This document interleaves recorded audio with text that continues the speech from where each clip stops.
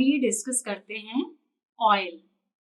Oil जो है वो फॉसिल फ्यूल का लिक्विड फॉर्म है। लिक्विड फॉर्म फॉसिल फ्यूल का पेट्रोलियम ऑयल। अब हम बहुत नाम सुने हैं पेट्रोलियम पेट्रोलियम, तो वास्तव में पेट्रोलियम है क्या? पेट्रोलियम भी दो वर्ड से मिलकर के बना हुआ है, जिसका फर्स्ट वर्ड है पेट्रा और सेकंड वर्ड है ओलियम। पेट्रा का मतलब होता है रॉक और ओलियम मीन्स होता है ऑयल, जिनको जोड़ करके बनाते हैं पेट्रोलियम। पेट्रोलियम मतलब चट्टानों का तेल, पत्थर का तेल, रॉक ऑयल। जब रॉक ऑयल निकलता है, जैसे पेट्रोलियम में हम जानते हैं कि पेट्रोलियम ऑयल में डीजल, पेट्रोल, केरोसिन ये सब आते हैं, लेकिन ये वास्तव में अलग अलग नहीं निकलते। जब जमीन से निकाला जाता है तो ये डार्क ब्राउन कलर का होता है। डार्क ब्राउन या ग्रीनिश ब्राउन कलर का रहेगा और बहुत ही गाढ़ा रहेगा, हाईली विस्कस रहेगा, जो जमीन में डीप अर्थ क्रस्ट में प्रेजेंट रहता है। तो पेट्रोलियम जो है वो dark greenish brown viscous nature का ऑयल है, जो डीप अर्थ क्रस्ट में जमा रहता है। अगर इसका हम केमिकल कंपोजिशन देखें पेट्रोलियम का, तो पेट्रोलियम जो है ये बहुत सारे हाइड्रोकार्बन्स का मिक्सचर है। हाइड्रोकार्बन्स में क्या क्या आ जाते हैं? वैसे तो बहुत सारे हाइड्रोकार्बन्स, जितने भी टाइप के हाइड्रोकार्बन्स है, aromatic, aliphatic, alicyclic, unsaturated, saturated, सबका मिक्सचर रहता है। लेकिन अगर इसको हम मेनली डिवाइड करें क्लासेस ऑफ कंपाउंड के अनुसार से, तो हम इसको 4 क्लास में डिवाइड कर सकते हैं, जिसके कंपाउंड इस पेट्रोलियम में प्रेजेंट रहते हैं। देखिए ध्यान दीजिएगा, पेट्रोलियम बोलने से सब कुछ आ जा रहा है, डीजल, पेट्रोल, केरोसिन, सब कुछ आ जा रहा है। वो जो पूरा मिला जुला है ना, वो पेट्रोलियम कहलाता है। आपने कभी मार्क किया है, जो पेट्रोल वाली गाड़ी जाती है ना, उसमें पेट्रोलियम प्रोडक्ट्स लिखा रहता है। पेट्रोलियम प्रोडक्ट्स मतलब उसमें डीजल भी जा सकता है, केरोसिन भी जा सकता है, कुछ भी जा सकता है। तो पेट्रोलियम जो है ये मिक्सचर है of all kind of liquid fuels. Petroleum में जो बेसिकली 4 क्लास के कंपाउंड रहते हैं वो है एल्केन्स।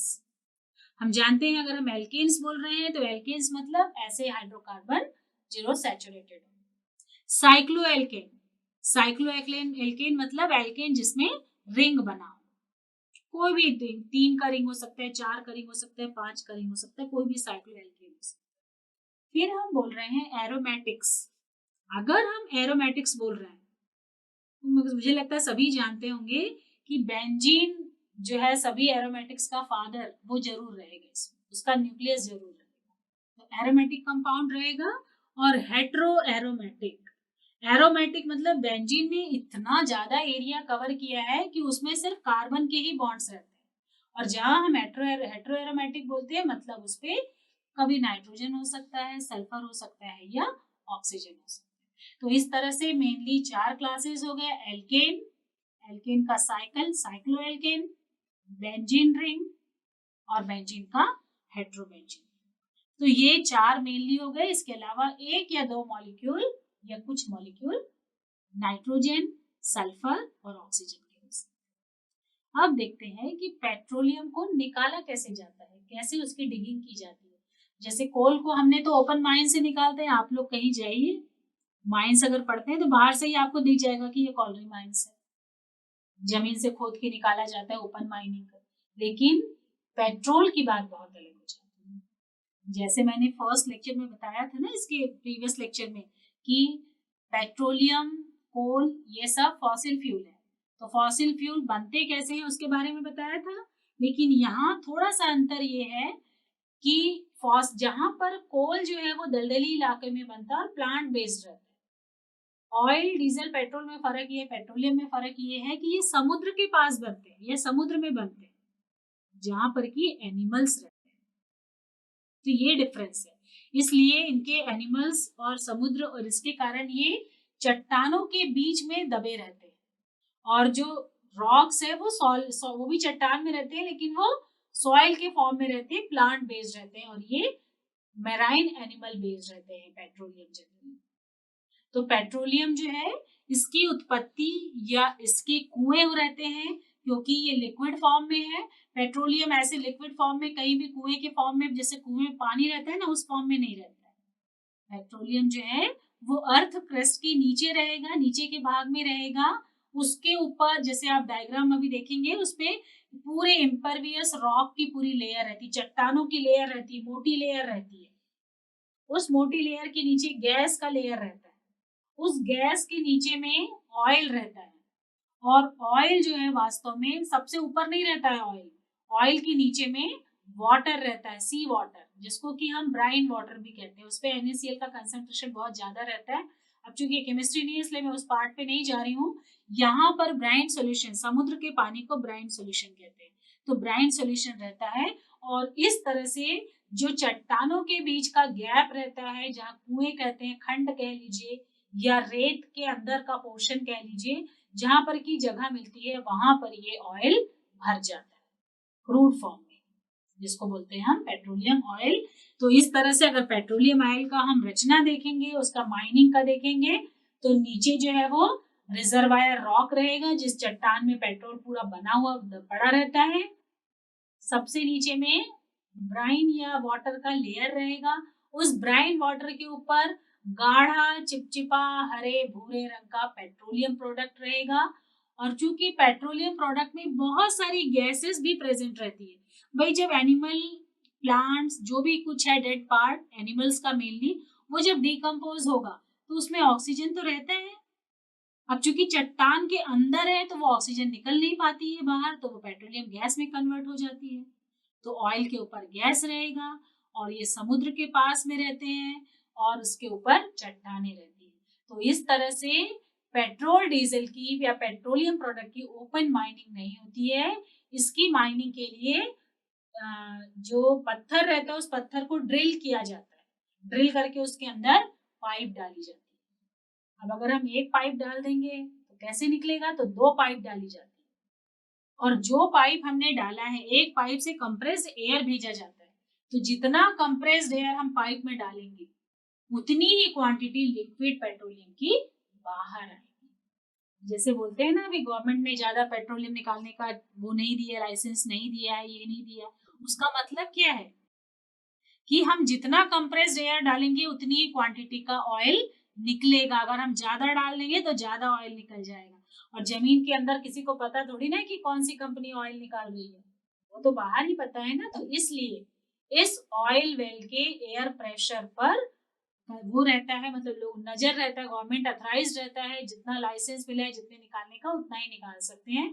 तो यहाँ बताने का मकसद ये है कि माइनिंग में जहाँ ओपन माइनिंग होती है, जमीन को खोद करके निकाला जाता है, यहाँ खोदा जाता है लेकिन ड्रिल के फॉर्म में खोदा जाता है, मोटी पाइपलाइन डाली जाती है और एक साइड से एयर डालेंगे, दूसरे साइड से उतनी क्वांटिटी ऑयल की बाहर निकलेगी। ऑयल के साथ में गैस भी रहेगा। तो अभी जो पेट्रोलियम निकला है वो डार्क ग्रीन विस्कस रहता है, जो किसी काम का नहीं रहता।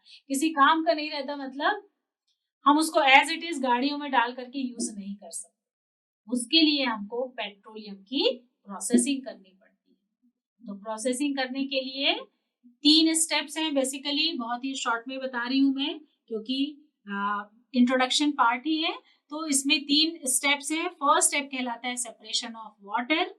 सेकेंड स्टेप में हम करेंगे removal of harmful sulphur content या हार्मफुल सल्फर कंपाउंड। क्यों यहाँ पर स्पेशली हटाया जा रहा है सल्फर को, क्यों स्पेशली हटाया जा रहा है वाटर को, मैं बताऊंगी। और थर्ड पार्ट है fractional distillation. That third step is the heart of processing petroleum. ये तीसरा स्टेप है, इसी में पेट्रोलियम की प्रोसेसिंग होती है। तो जो फर्स्ट पार्ट है सेपरेशन ऑफ वाटर, वाटर क्यों निकाला जाता है, क्योंकि वाटर रहेगा तो कैलोरीफिक वैल्यू कम हो जाएगी। सेकेंड है सल्फर कंटेंट। सल्फर कंटेंट क्यों निकाला जाता है भाई, आप अभी तो खैर खत्म हो गया सब कुछ, आज से 15 साल पहले पेट्रोल पंप में जाने से, 15-20 साल से भी ज्यादा हो गया होगा, पेट्रोल पंप में जाने से वहां 2 दिखते थे पेट्रोल पंप के, एक सल्फ्यूराइज्ड ऑयल, डीसल्फ्यूराइज्ड, उसमें लिखा रहता था डीसल्फ्यूराइज्ड ऑयल। इसी तरह से लिखा रहता था लीडेड पेट्रोल, अनलीडेड पेट्रोल। लेकिन आजकल वो सब बंद हो गया क्योंकि सब एडवांसमेंट आ गया। यहाँ पर सल्फर निकालना जरूरी क्यों है, क्योंकि पेट्रोल का उपयोग इंटरनल कंबशन इंजन में होता है, डीजल पेट्रोल का उपयोग, और इंजन जो है वो लोहे की बनी हुई रहती है। अगर सल्फर प्रेजेंट है, वाटर प्रेजेंट है, तो वो सल्फ्यूरिक एसिड बना देगी जो हाईली कोरोसिव रहता है। इसलिए ऊपर के 2 स्टेप करने जरूरी होते हैं। हमारा मेन फोकस रहेगा थर्ड स्टेप में, जिसका नाम है फ्रैक्शनल डिस्टिलेशन। फ्रैक्शन का मतलब होता है प्रभाग, छोटे छोटे भाग, और डिस्टिलेशन का मतलब होता है किसी चीज को उबालो और ठंडा करो, उबालो और ठंडा करो, वो कहलाता है डिस्टिलेशन। तो इन दोनों प्रोसेस को कंबाइनली हम करते हैं, इसलिए इसका नाम है फ्रैक्शनल डिस्टिलेशन। तो फ्रैक्शनल डिस्टिलेशन के लिए बड़ा सा टावर रहता है जिसको फ्रैक्शनेटिंग कॉलम कहते हैं। इस फ्रैक्शनेटिंग कॉलम में पेट्रोलियम प्रोडक्ट को डाल दिया जाता है। जैसे कि आप डायग्राम से देखिए, सबसे पहले देखेंगे एक पाइप दिख रही है जिसमें इनलेट एरो बना हुआ है, वो है क्रूड ऑयल इन, मतलब जमीन से जो हमने पाइपलाइन के थ्रू पेट्रोलियम प्रोडक्ट निकाला उसको हम इस पाइप से डालते हैं। डालने के बाद देखिए एक फर्नेस दिख रहा है जहां पर हीट निकलती हुई दिखाई दे रही है। इस फर्नेस का टेम्परेचर लगभग 400 डिग्री सेंटीग्रेड से ऊपर रहता है। कभी भी हम लिक्विड को डालेंगे, जैसे गैस में कुछ रखा हुआ है कंटेनर, उसमें थोड़ा बहुत पानी रहता है, जैसे ही गैस ऑन करते हैं तो वो इवेपोरेट हो जाता है। उसी तरह से यहाँ पर भी प्रोसेस होगा कि क्रूड ऑयल को हमने रिटॉर्ट में भरा और टेम्परेचर 400 डिग्री सेंटीग्रेड कर दिए। सब चीजें पाइपलाइन के अंदर हो रही है, यहाँ दिख रहा है ओपन, बाकी सब चीज पाइपलाइन में होती है। तो पेट्रोलियम गर्म होगा, पेट्रोलियम गर्म होने के बाद में इसमें एक खास चीज है कि जो मटेरियल जिसका बॉइलिंग पॉइंट सबसे कम रहेगा वो सबसे ऊपर सबसे पहले निकल जाएगा। तो देखिए सबसे टॉप में देखिए, नजर करिए आप, यहाँ लिखा हुआ है एलपीजी गैस। तो जैसे ही पेट्रोलियम का फ्रैक्शनल डिस्टिलेशन करते हैं तो सबसे पहले गैस निकल करके बाहर जाने लगती है। टेम्परेचर ज्यादा हुआ, थोड़ा भी हुआ नहीं कम, तो इसमें तुरंत गैस निकलती है। और गैस में केमिकल कंपाउंड, छोटे छोटे केमिकल कंपाउंड्स होते हैं जो संघनित नहीं हो पाते या कंडेंस्ड नहीं हो पाते। तो इस पेट्रोलियम गैस को गैस सिलेंडर में भरकर हम एलपीजी के फॉर्म पे डोमेस्टिक पर्पस के लिए यूज करते हैं। ये होगा फर्स्ट फ्रैक्शन। सेकेंड फ्रैक्शन में देखिए पेट्रोल दिख रहा है, पेट्रोल या गैसोलीन, पेट्रोल का या गैसोलीन। अब ये थोड़ा सा ध्यान देने वाली बात ये है कि जितने भी फ्रैक्शंस हैं आप देखेंगे कि उसमें एक राइट साइड वाला जो है वो ऊपर जा रहा है एरो, और उसी वाले लेवल पे देखिए कि नीचे एक लाइन से लिख रहा है पेट्रोल गैसोलीन, ये सब फ्रैक्शंस निकल रहे हैं। मतलब क्या है कि एक स्पेशल टाइप की प्लेट होती है जिसमें से वेपर्स तो बाहर आ जाते हैं और जो लिक्विड है वापस कंडेंस्ड होकर के दूसरे पाइप से बाहर निकल जाता है। तो फर्स्ट फ्रैक्शन निकल गया एलपीजी, सेकेंड फ्रैक्शन निकल गया पेट्रोल या गैसोलीन जिसका यूज ऑटोमोबाइल्स में फ्यूल के फॉर्म में हो गया। थर्ड फ्रैक्शन के रूप में निकल गया नेफ्था, लाइटर फ्यूल केमिकल्स के फॉर्म में यूज होता है और नेफ्था का यूज ज्यादातर ड्राई क्लीनर्स बहुत ज्यादा करते हैं। फिर आ गया केरोसिन, जेट इंजन फ्यूल। ये इसके बाद नेक्स्ट आ जाता है डीजल, जो डीजल जो हैवी व्हीकल्स हैं, 4 व्हीलर्स, उसमें यूज होता है। अब उसके बाद आ जाता है, अब यहाँ तक आने तक ऑयल लगभग हल्का सा गाढ़ा होते जा रहा है। देखिए अगर आप कलर भी देखेंगे तो आपको पता चलेगा कि पेट्रोल जो है वो थोड़ा लाइट कलर का रहेगा और जैसे जैसे नीचे आते जाते कलर डार्क होता जा रहा है इसका।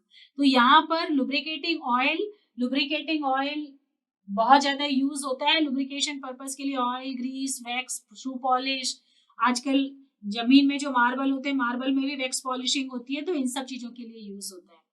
आपको बता दूं आज से 20-25 साल पहले ये सब यूज नहीं होता था। ये तो नए नए रिसर्च, हम सिर्फ डीजल, पेट्रोल, मिट्टी का तेल और नीचे टार, बस इसी का ही यूज करते थे, बाकी यूज नहीं करते थे, बहुत कम यूज होता था। इवन एलपीजी का भी यूज नहीं होता था, गैस इसी तरह से एटमॉस्फेयर पे चली जाती थी। और नीचे आएंगे तो नीचे जैसे जैसे आते जाएंगे अब क्या होगा कि ऑयल जो है वो भारी होते जाएगा, उसमें जो घुली हुई इम्प्योरिटीज है उसका कंसंट्रेशन बढ़ते जाएगा और इस तरह से रिटार्ट में बहुत सारा चीज ऐसा रहेगा जो बहुत ही गाढ़ा अनकंडेंस्ड फॉर्म में रह जाएगा। तो ये कोल टार के फॉर्म में आ जाएगा। कोल टार को हम रोड बनाने के लिए यूज कर लेते हैं। तो इस तरह से कोल से निकलने वाले लिक्विड फ्यूल्स जो है वो फॉसिल फ्यूल वाले लिक्विड फ्यूल के अलग अलग फ्रैक्शंस हैं, जिसमें कि पेट्रोल, डीजल, केरोसिन, नेफ्था ये सब आ जाते हैं। और इसका जो सेमी सॉलिड पार्ट रहता है वो बिटुमेन या जिससे हम रोड बनाते हैं कोल टार, वो आ जाएगा। अब जो मेन चीज है उसको जल्दी से डिस्कस करना चाहूंगी कि कोल जो है ये हमेशा बनता है ऐसी जगह पे जो मार्शी या स्वैम्पी एरिया है, दलदली एरिया है और प्लांट से बनता है, जबकि ऑयल जो है वो छोटे छोटे जलीय समुद्र के जीव जंतु, फाइटोप्लैंक्टन और एल्गी से बनता है। अब ये है कि अगर हम थोड़ा कंपैरिजन करें कि कोल और इसमें ऑयल में डिफरेंस क्या है, तो कोल के एडवांटेजेस अलग हैं, लेकिन उसके बाद ऑयल के डिसएडवांटेजेस बहुत ज्यादा अच्छे हैं कोल की तुलना में, क्योंकि ऑयल जो है वो कंपैरेटिवली क्लीन गैस है, इसमें बहुत ही कम पोल्यूशन होता है क्योंकि इसकी कैलोरीफिक वैल्यू बहुत ज्यादा होती है। ऑयल को स्टोर करना आसान रहता है क्योंकि कैलोरीफिक वैल्यू ज्यादा है, तो थोड़ा सा हम ऑयल जलाएंगे तो उसमें हमको एनर्जी पूरी मिल जाएगी। हैंडलिंग आसान रहता है। तो इस तरह से हम इसमें ऑप्टिमाइजेशन, किसी भी प्रोसेस को करने के लिए ऑप्टिमाइजेशन बहुत अच्छे से कर सकते हैं। लेकिन मालूम है जहाँ अच्छाई है वहां थोड़ी बहुत इफ एंड बट्स तो रहेंगी। तो इफ एंड बट्स में क्या है कि जो लिक्विड फ्यूल है वो जल्दी जल जाता है, बहुत जल्दी जल जाता है, उसको इसलिए एक्स्ट्रा केयर करके रखना पड़ता है और इसका इग्निशन टेम्परेचर बहुत ही कम रहता है। जहाँ पे आप जाते होंगे देखते होंगे पेट्रोल पंप में, उसमें लिखा रहता है मोबाइल ऑन मत करिए, कुछ स्पार्क यूज मत करिए। क्यों? क्योंकि उतना ही टेम्परेचर सफिशिएंट रहता है उसको जलाने के लिए। लेकिन अगर कोयले के भंडार में चले जाएं तो वहां अगर माचिस भी जला के फेंकेंगे तो कोयला नहीं जलता है। तो ये डिफरेंस है उसपे।